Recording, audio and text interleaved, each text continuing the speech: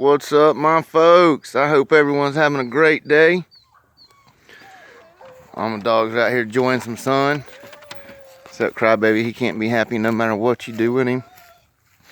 I want to go over a bunch of shit today with you guys, man. I appreciate all the emails and the calls and the texts and all that stuff. It's been I've just been real busy, guys, raising them pups and all that stuff. So, and rotating dogs constantly because they got to go in the kennel house and hot boxes and shit like that. And I wanted to answer some questions about. I had about 10 emails in the last 3 or 4 days about the hunting land. If we're still doing that, hell yeah, we're still doing it. I'll show you in a minute what we got going on. Yeah, I told you we are gonna do it. It's gonna take a while to get it together, but we gonna do it. What's you doing, boy? Come on. What's you doing? You ain't in trouble. You ain't in trouble for tearing up everything over there. He thinks he's in trouble. Destructive. But yeah, let's walk up here and I'm gonna show some. I had some questions about the heat, keeping the dogs warm during the winter. I'm gonna show y'all some cheap, simple ideas that anyone can do. You can even adapt what you got for it. Okay, just like if you want a hot box, this is how I did it. This is how I do it. I cap it with metal, put you some expansion metal in there, cut you a hole, get you one of the radiant heaters, with the infrared heaters. Now this box stays good and warm. I've felt in there with that beam of that infrared heat coming in there. It just warms that whole thing up toasty warm. What's you doing, girl? But that's one way to do it, and that's cheap. Just make sure you keep something over it. It rains off of here and then hits that and then runs off, because if that bulb gets wet in the rain, it'll pop it. So that's one cheap source. A heat lamp is an ideal way to keep them warm. Just keep it safe, okay? Keep everything real safe with it. Of course, during the daytime, you want to keep their areas full of nice straw and dry and warm and happy, What's she doing out there? You like being up in the sun, huh? Yeah, you happy? You just don't want to be a mama, do you? Do you? You ain't coming down? Come on down. But yeah, I'll walk up here and show you what I'm talking about. A few other ideas for you. Y'all don't mind me on my junk up under here, but you can build you some keeper boxes, okay? Now I cap them with metal. Leave you a hole in there, a bruise hole. Just cap them with metal. I even wrapped the tarp around to keep the wind off this. It was real windy. And then put you a wind diverter and a rain diverter on it, and you can run your heat lamp in it. Now this thing stays real nice and warm in there. I've gotten in there to feel how warm it was. It was freezing the other night, and it was probably 75, 80 degrees in that box. But that's a good way you can keep them too. If you just gotta I make these where I can drag them around with a 4-wheeler too. I put them on like little skids, and they work pretty good. You can put them anywhere you need them, and just to keep a dog out of the bad weather. But it's a good idea for you guys. You can just cap them with a metal and pull them around with your lawnmower, push them around, get football players, push them around for you, shit like that. They're pretty simple. And pretty much anybody can build it with scraps. This is only 3.5 foot by 5.5 foot wide. That's what I make mine so they'll fit in the back of the truck easy. If I need to, haul something in the back of the truck. Even hogs. I've put hogs in these fuckers before. They can't break out of them either. Yep, even old Red Dog goes in the hot box when it's freezing. Telling you, this old bitch thinks she's a bulldog now. She thinks she's bad. She's been watching Buster too long is what the problem is. She's been hanging out and watching him too much. Now she thinks she's something. Gotta watch her, man. The other day she tried to shoot out and grab a dog. I was walking out. I was like, bitch, you gonna get something a surprise. But somebody come get her. She thinks she's a Pitbull. Now you have to really watch her around other animals. She don't like other animals no more. She done took up our attitude about it. All right, if you can crate train your dogs during the winter, get the dogs that'll get along. It's a good way to keep them in a good, controlled environment. Little tips I've learned about it. Make sure you put a roof on it. Put something over the top of it. I use tar paper, and then I cap the sides where they can't really see each other. But I guess it's a cave theory. They just calm down. You know what I'm saying? But put your roof on it. If you got a welder, weld all your corners real good. So they can't come apart. Reinforce them. Tie wire them with the tie wires if you have to. Just tie wire all your little corners. Any weak spot, go ahead and tie wire it together. Don't let them come apart. When you're putting them in there, Wire your latches down, both of them. When you close it, wire them down and just unwire it every morning, okay? You can pavilion your barn off or whatever with plastic and keep an area warm for them. This is the barn I'm fixing to turn into to the kennel barn cabin. You know, I'm gonna leave this area right here front open like a shop and just put wood siding up on it and cap it in, and then it'll go back through here. I ain't gonna show it till I'm done. We just got done. It's all wired. It's all ready. I ain't figured out my power source yet. If I want to use my, I got a real big generator, like a home generator. If I want to use that, or if I want to do solar, or if I want to run power, I ain't figured it out yet. But it's gonna have sleeping quarters with a bathroom, and a back brood house off the back. It's gonna be nice. You know, come out here on the front. I'm gonna have a deck. It's got a deck. I'm gonna put that in, you know, with a lean-to roof right here, and a lean-to off the back, the whole thing. Come in with brooder pins and all with power out there. I'm gonna put 2 French doors coming out right there with a ramp coming down, you know what I'm saying? And it'll be roofed in all the way here, and then I'll put another skinning rack right here for when people come up and stay. So yeah, I'm getting ready for it.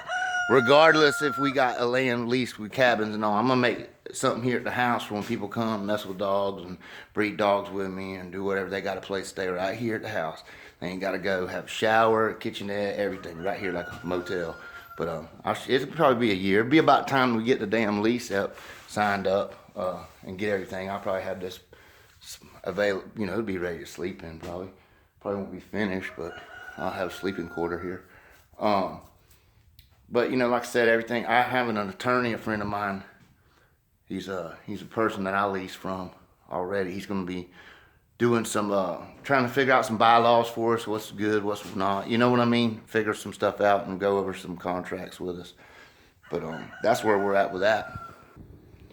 All right, I had some people, about 10 or 11 emails asking me what if I grind my meat, what grinder I would recommend for personal use, you know, for you guys. Okay, for you guys just doing a couple dogs, I recommend the Maverick, the tabletop version. I've had this one for 5 years. I've always used the little Mavericks. They're workhorses, man. They're beasts for what size they are. They'll grind it up as fast as you can shove it in. Okay, they're not very expensive, and they last pretty long. They're pretty durable. I've literally ground thousands of pounds of venison and pork and everything, and even beef in this little grinder right here. As far as like if you're going to do whole carcasses and go get like that, you need to get you a big Hobart type grinder. You understand what I'm saying? Like a big industrial time. You can just throw big chunks, because these you got to cut the you know, it's not a very big hole, but you know, I just cut them in strips and just shove them in there. You know, as far as what meat. Okay, everyone's it's hunting season. People are asking me a lot about deer meat. Now, here's the thing about deer meat. I feed a lot of this. I'm gonna grind all this meat here up for the dogs too. But here's the thing about deer meat. It doesn't have a lot of fat. Okay. Now, I know people say things about pork.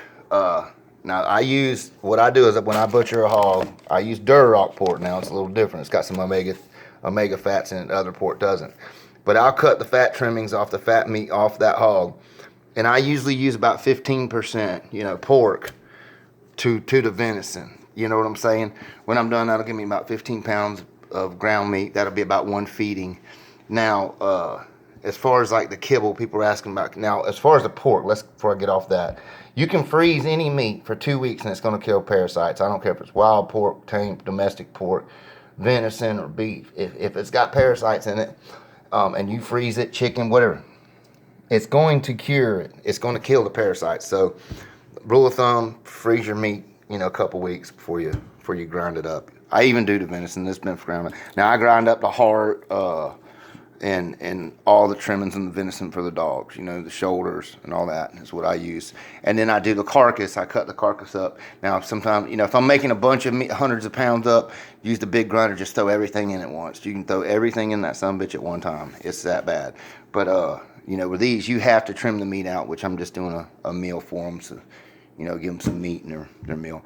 As far as like what dog food I recommend, I've seen a lot of questions about that. Really, a good grain-free dog food, a good quality brand is as good as any. It probably, really, honestly, dog feed is just a filler. That's all that shit is, really. I use a brand called Value Pack. I know it sounds generic, but it's a grain-free. It's a pork-based feed, but the dogs do good on it. My dogs have a wheat allergy. They blow their coat with wheat if they or corn or anything like that. So I got to use a corn grain-free feed. So, and I found that that's a very affordable feed that does good. To complete their diet, I add other things. You're not going to get a complete diet with dog food. That's just all there is to it. I mean, there might be some special fancy branded dog food that does better, but for the most part, you're going to have to add stuff to your diet of your feed to get what you want. As far as like carbs, I had some questions. I guess a show's coming up I don't know about getting ready for an ADBA show about what carbs to use. I'd like to know what the show is. I'd like to get on it too. So I'm not going to give you my whole recipe, but stay away from, now I seen the cornflake thing too. And this is funny because I did use the cornflakes.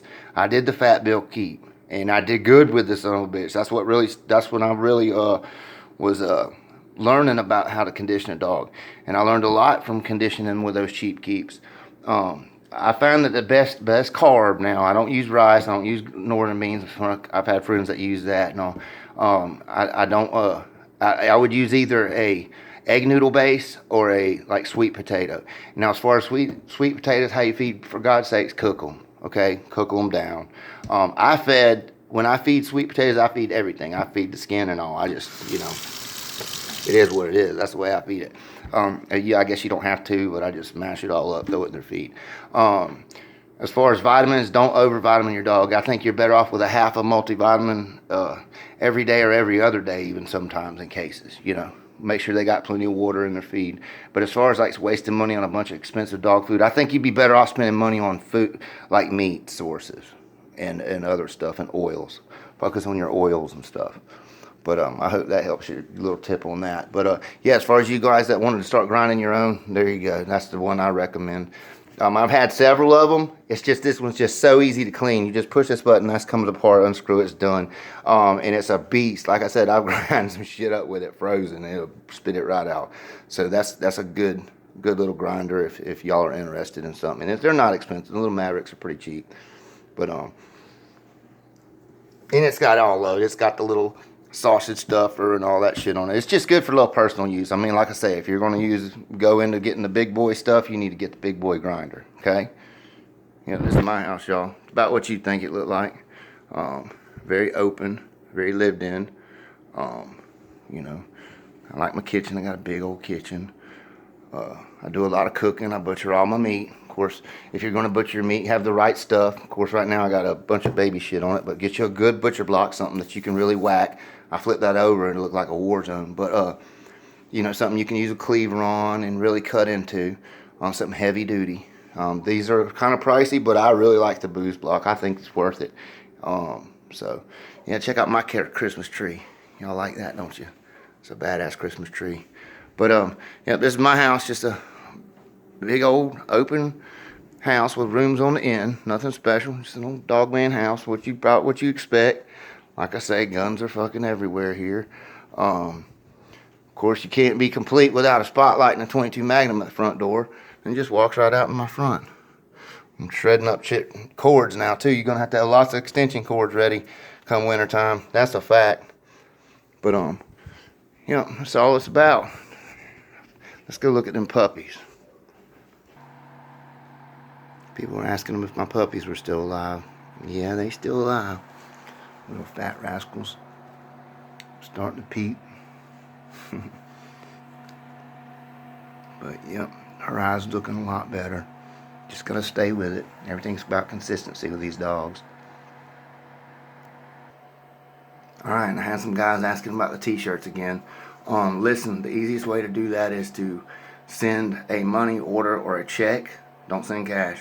Money order or a check to P.O. Box 582, Citronelle, Alabama 36522.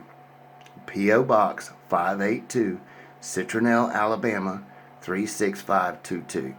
I'm sorry, guys, I don't push these things. I forget about doing them in these videos, and I'll remember things, and I don't edit. What you see is what you get. And like I just thought of something else. I was going to tell y'all have a great Christmas and all, but I was questioning. I remember a couple questions here I wanted to hit up on. One was the collar versus the harness. They both have their place. Okay, I like using the wide collar when I'm running a dog on a mill, or a cat mill, or a bicycle. Okay, when I'm walking a dog, especially a dog that'll pull and pulls forward, I like using a harness.